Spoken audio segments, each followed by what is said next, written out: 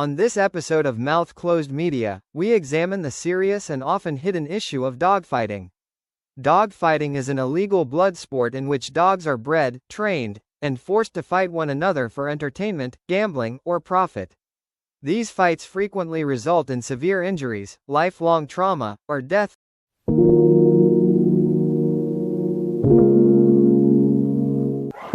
What looked to neighbors like a passion for pups. One of the neighbors asked, "Why do you have so many dogs?" And the owner's response was, "Oh, I breed them and sell them." Police say was dogfighting in disguise. You leave this animal alone! You leave us alone! I was told by the detective that there were scars on these animals from that kind of torture. I just start crying. The Humane Society of the United States says it was called in early Wednesday morning to assist Gaston County Police at this home on East 6th Avenue in Gastonia. The organization says it's the site of suspected dogfighting and abuse. Humans. It says it found 14 dogs in makeshift cages around the property, the animals bearing scarring and puncture wounds and missing fur. The group says it also found tools used for dogfighting. While the alleged crimes are unthinkable to neighbors, those working in the animal care sector say dogfighting is likely much more prevalent than people might think. What is wrong with you people? I think people have gotten better at hiding it. Melissa Nicely with CMPD Animal Care and Control says activities can happen in remote areas and city settings. And the Humane Society estimates more than 40,000 people are involved in this felony activity. You can't believe you live next door to a murderer. That's kind of how I feel. I can't believe I live next door to a dog fighter, somebody that would take animals to make money in the most disgusting way you could possibly do it. You cannot save the humans. Stanley Red Jr. is being held in the Trumbull County Jail on a parole violation. After Warren, police say they discovered a dogfighting ring while serving a warrant at a home on Austin Avenue as part of a months-long drug investigation. We weren't going there to look for that, but we just happened to come across that, which I'm surprised that we didn't get complaints about it because it looked like it was a pretty elaborate setup. Investigators say during the search they found drugs, cash, and firearms, plus evidence dogs were being trained and fought at the property. This one actually was a little bit more elaborate with the 2x4s, a cage around the treadmill to keep the dog in place, and I'd say the dog fighting ring was probably 12 by 12, and you can see blood splatter around the box of the treadmill and of the dog ring.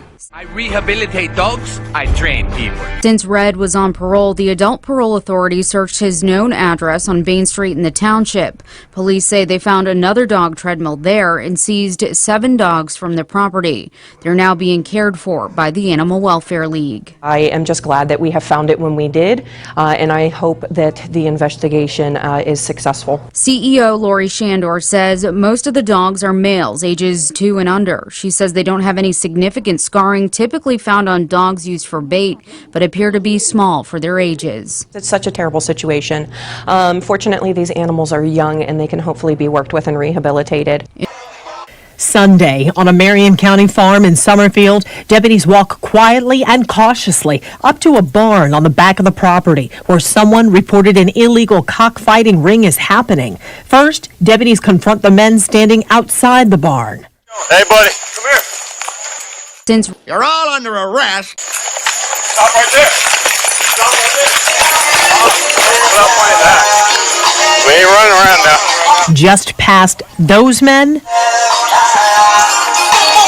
the music is so loud inside the barn, the group gathered there is totally caught off guard as deputies stroll right in to see a man shouting with wallet in hand, the group facing a rectangular pit. What the fuck is going on in here?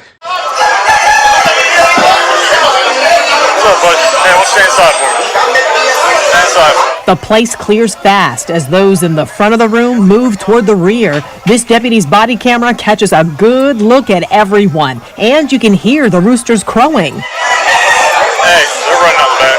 What the hell is security? They're running out the back. Guy in the white shirt, black hat. Meanwhile, back outside.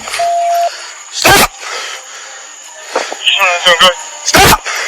10-6, other units coming, 1033. A car drives toward deputies. The driver doesn't seem to want to stop, but has no choice when he sees deputies' guns drawn.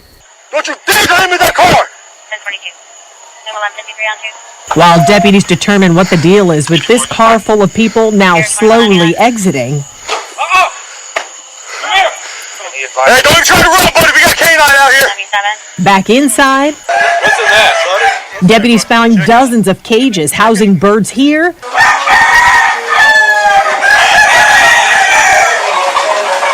and outside. In all, deputies say they found about 60 roosters, along with 450 grams of marijuana, about 4 grams of cocaine, and more than $5,000 in cash. Where's all this coming from? Where's all this coming from? Deputies say they also found guns and ammunition, and these 5 men were arrested, charged with fighting and baiting animals, which is a third-degree felony. Marion County Animal Control now has the roosters. Fox 4 News was there as investigators seized evidence from a home on the 2600 block of South Ewing Avenue in southern Dallas. One of the dogs rescued walked with a limp. The ASPCA says this was one of dozens of locations investigated as part of Operation Fight Club. Dallas police say a total of 207 dogs were removed. They also found 66 guns, cocaine, marijuana, and fentanyl, and seized chains, treadmills, and other paraphernalia. The ASPCA provided these additional photos of dogs on large chains and also puppies. 150 of the dogs are now in an ASPCA recovery center to receive veterinary and forensic exams, medical care, and also behavioral treatment and enrichment. Tammy Kukla, a longtime Dallas animal advocate, says she is thankful to know the dogs are now in good hands. What used to happen is the minute the animals were seized, they were euthanized. And so with an operation this big of over 200, it's really the individual evaluation of the animals so that the right outcome for the community, for the animal. Because, you know, there's a lot of misperception about the animals. A lot of them are very behavioral sound, you know, in the right environment. Saving animals' lives. Dallas Animal Services and Operation Kindness assisted with the rescue of the dogs. Kukla says the bust shows that more work still needs to be done in Dallas to end dogfighting. A lot of people were saying we don't have, dogfighting's not an issue in Dallas anymore. And so unfortunately what this shown is that it just was underground, which it usually is. And so I'm glad that Dallas Police Department with the partners actually, you know, is helping because it's, you know, it's always tied with something else. In all 50 states, dogfighting is a felony. Some of the images of just some of the 150 dogs seized in a multi-county sled dogfighting task force bust in South Carolina days ago, with dogs kept in deplorable conditions and forced to fight, ripping, crushing, and in some cases killing each other while people stand by, cheer, and make money. We talked with officials about how this happens in cities and in rural areas alike, and why targeting dogfighters is about animal welfare and much more. Like you care more about that dog. Heavy chains, questionable shelter, and for some of these dogs, a fight to the death. It's the life of a dogfighting dog, and the hardships don't always stop once suspicions are raised. Oftentimes, that takes a lot of time gathering information, digging into the person's background, talking to people they know to seize the dogs and the evidence. You have to have a vet on site available to, you know, tag and photograph and document wounds as you take those dogs out. Cindy Zimmerman is an enforcement specialist with Gaston County Animal Care and Enforcement. She says dogfighting is more common than many likely think. In fact, national animal groups estimate about 40,000 people nationwide take part in this felony offense. That one and many others. We found them in the middle of the city, 41 animals on one property in the middle of the city. And we find them on the outskirts where they'll put them in the wood line. They'll put tarps up to, you know, keep people from seeing them. And even after the case is closed, the punishment isn't as high as some might expect. In fact, one case out of Charlotte drew attention when it ended with this man, Earl Hamilton, serving probation and a 5-year ban on owning animals, even after an Alford guilty plea on dozens of felony and misdemeanor dogfighting and animal cruelty charges. The district attorney said that was the sentence North Carolina law allows for. It's absolutely a slap on the wrist. Nevertheless, Zimmerman says the focus is turning more to these cases as officers train more on how to investigate these crimes and prioritize them due to close links to drugs, illegal guns, and human trafficking. I think you'll start to see more frequent dogfighting cases. I know we have a handful in Gaston County. And so the more we do it, the better we get at it. Zimmerman says anyone who suspects this is happening in their community should speak up. That needs to be reported. And fight for those most vulnerable who don't have a voice. On a bigger level, stateside, we've got to start going to state representatives and screaming about this. If an animal can feel pain and suffering, just like a human can, and you do that to them, make it murder of an animal, but it's murder.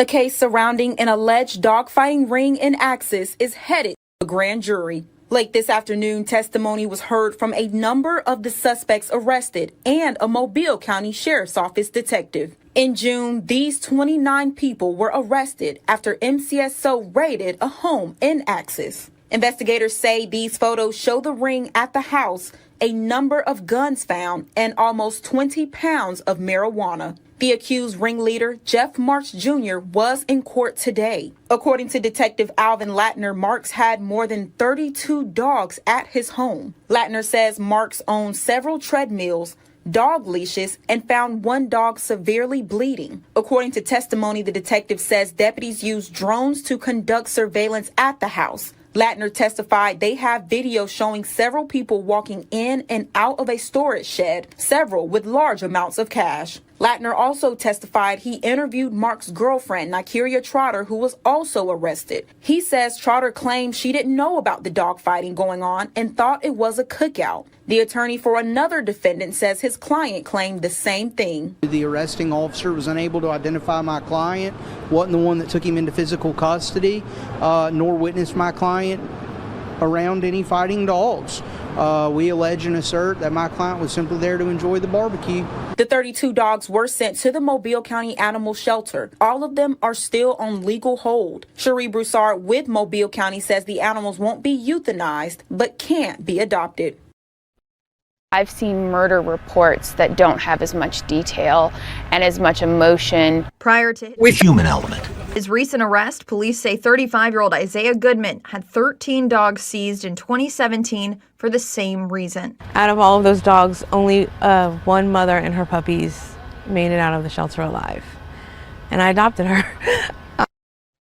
Officers say Goodman has a history of abusing animals, running a puppy mill, and hosting dog fights. To have done that once and not even to had been indicted or had any charges for that, and then to turn around and do it again with more dogs, like, we need to do better, Chatham County. Like, be outraged. Please be outraged that this is happening in your city. On September 4th, animal control officers reported awful and inhumane conditions bolded in their report. Mounds of fecal matter in each cage, dogs tethered to chains, and dogfighting training devices on the property.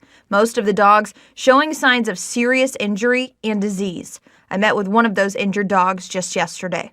Yeah, so Tiny Dancer has 2 luxating patellas in her back legs, and she needs knee surgery on both of them. The cost for that is right around $4,000, and that's with a rescue discount. That's one dog. Officers noted appalling conditions across the property with injured, suffering dogs crammed anywhere with room, right in a Savannah neighborhood. It's not a rural property. We're not talking about 25 acres in Pembroke outside of city limits where you may have 5 sheriffs for the whole county. We are talking about within Savannah jurisdiction, within what you would consider to be a traditional neighborhood, and you're 28 dogs on a property. You can't tell me that somebody wasn't selling him enough dog food to go, what in the world is going on? Wasn't hearing those dogs. If you see something, just say something. These dogs could have been spared this life. That, they lived in hell for all these years, and half of them died anyway.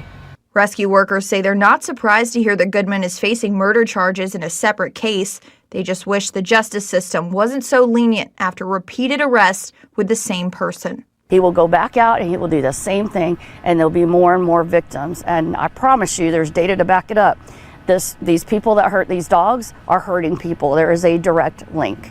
So this is not just about animals, it's about keeping our community safe as a whole. There is not enough training, there is not enough funding, and there is simply not enough resources to be able to adequately investigate these types of cases. And the legislature, the city, the county commissioners need to step in, and they need to take responsibility for that. There have been some really large dogfighting busts that have come out of North Carolina. One of those busts was in Randolph County in 2018. The vice president of the Humane Society of the U.S. Animal Rescue Team says the state's roadways make it easy to move the hounds. I think that whole corridor, North Carolina, South Carolina, Georgia, is really, it's very prevalent in there, and there are a lot of dog fighters that live in those states. He says his rescue team normally finds the dog in kennels, on heavy chains with thick fabric collars and barrels for housing. Exactly what Fox 8 cameras spotted Wednesday during an investigation on Penny Road in Guilford County. Adam Paris-Gondola says the breed in this illegal activity is almost always American Pit Bull Terriers. They're used to just living on these chains and only being taken off when they're being conditioned or used for fighting. Thousands of dollars can change hands in a single fight. Money is a big part of it. Oftentimes, most of the time, these folks that are engaged in this activity professionally are also engaged in other illegal activity, whether that's drugs or weapons. He says the animals may suffer serious injuries fighting. It's neighbors or strangers that could save them from the torture. I've took complaints for 3 years about the dogs on this property. Susie's Hope founder Donna Lawrence has kept an eye on this backyard, alerting authorities and taking the time to address her concerns with the dog owner. I hope these animals can be rehabilitated and be able to find a good home. It's just sad for the animal. The animals are the ones that suffer the worst in this whole situation. Where they live and have their kennel is often not where they're actually doing the fighting, and they may be transporting them across multiple states to go to these big sort of fighting events. The probe into meth, fentanyl, and cocaine from Mexico began last November, when an apparent informant told investigators that Gregory Henderson was getting his drugs from south of the border. FBI agents claimed this house on Hawthorne Lane was Henderson's stash house. Agents also raided Henderson's apartment on Stonecrest Court. Wiretaps documented conversations regarding Henderson's alleged drug deals. But the investigation quickly evolved into a probe of dogfighting operations and involved Indiana Gaming Commission agents. The seizure of this dog from an Indianapolis man in Mississippi and the track of his travels across the eastern United States led investigators to discover evidence of dogfighting injured dogs and the money that's made from trafficking and betting on underground fights. Seized videos show actual dogfighting and a proud owner posing with his dog after a battle, and what happened when one owner was attacked by his own dog. We were at this house on Webster, where IMPD has been investigating dog fighting since 2016, where treadmills and a gun were confiscated. And we were in an alley behind this house on Kinnear Avenue, where several pit bulls were chained up, like this dog, weighted down with heavy chains to build his muscle mass to train for. You're seeing snapshots of dogs we took inside the Lawrence County Animal Control, each animal with their own visible wounds, some crouching in the corner, barely a few months old. These are just some of 14 dogs taken from homes on Woodbury Drive and William Street, the homes of James and Damian Copeland, a father-son team that Lawrence County deputies are accusing of dog fighting. It's hard for a regular person to comprehend how individuals could stand there and watch two dogs fight each other and kill one another. Sheriff Ricky Chastain tells 7 on Your Side it was a citizen video of a dog fight that sparked an investigation. We aren't allowed to show you the video itself yet, but they tell us these are pictures of the dogs chained up in multiple metal chains that they say weigh up to 75 pounds. In the woods, they tell us they found skulls and bones like these and animal carcasses. What they put these dogs through is, again, just shocks the conscience to see what somebody could do to any person or any animal. When we went to the home of James Copeland, his son Damian was also there. He had something to say. Oh, I didn't touch a dog. I didn't do anything to a dog. So you say none of this is true? None of it is true. Copeland says it's all explainable. We have seen pictures of dog skulls and animal carcasses. How can you explain that? Those wasn't my dog. He claims the video is from a jilted roommate. He's never fought dogs, and he's got a lawyer. If they don't got their case complete when we go to court, I'm going to turn around and sue the city of Lawrence, whoever I got to sue. As for the dogs, Animal Control says some are in bad shape. Some may even have to be put down. Many of the evidence photos are too gruesome to show you. Cleveland police discovered a suspected dog fighting and gambling operation in the basement of this Quincy Avenue home. Injuries inflicted and sustained by 5 pit bulls even made hard-nosed prosecutor Michael Malley wince. Horrific. Horrific that people could, in effect, torture these animals to that point. Maurice Preston, Peter Preston, and Jerome Davis indicted on felony charges of dog fighting and cruelty to animals. Police found a dog treadmill and medications commonly used in dog fighting. They train these dogs to be bigger, badder, aggressive, more muscular, and they could be treating them with steroids as part of that training. Also, police found firearms, which are usually associated with dogfighting because of potentially large amounts of cash that exchange hands. These are exploitative events that are pitting animal against animal in bloody violence. In another animal cruelty case, a cable TV worker tipped off police about a dog that was being kept in the basement of this home on East 55th. A police camera was rolling when the injured dog was brought upstairs. The dog looked sick and malnourished. It rejected food, walked away, and laid down in the corner. Sadly, it died. Jasmine Bryan has been indicted on animal cruelty charges. Prosecutors say Cassandra Bidoff and Charles Hobbs had been fighting all day at this home in Lakewood. They say Bidoff, out of anger, stabbed and killed their 11-month-old dog. The couple sent the dog to the porch where it bled to death. If you treat animals in this way, that you will be held accountable. Yet Bidoff, who pleaded guilty to the lowest class felony, received probation, no jail time. Animal rights advocates are glad there's a state law on the books that makes animal cruelty a felony of the 5th degree. But they think the law should be tougher. It is a horrific experience for those animals and a way for an animal to die. Animal cruelty, which of course includes dogfighting, is a felony in all 50 states, including Ohio, where it's a 5th degree felony, punishable up to a year behind bars. Typically, judges impose probation, not jail.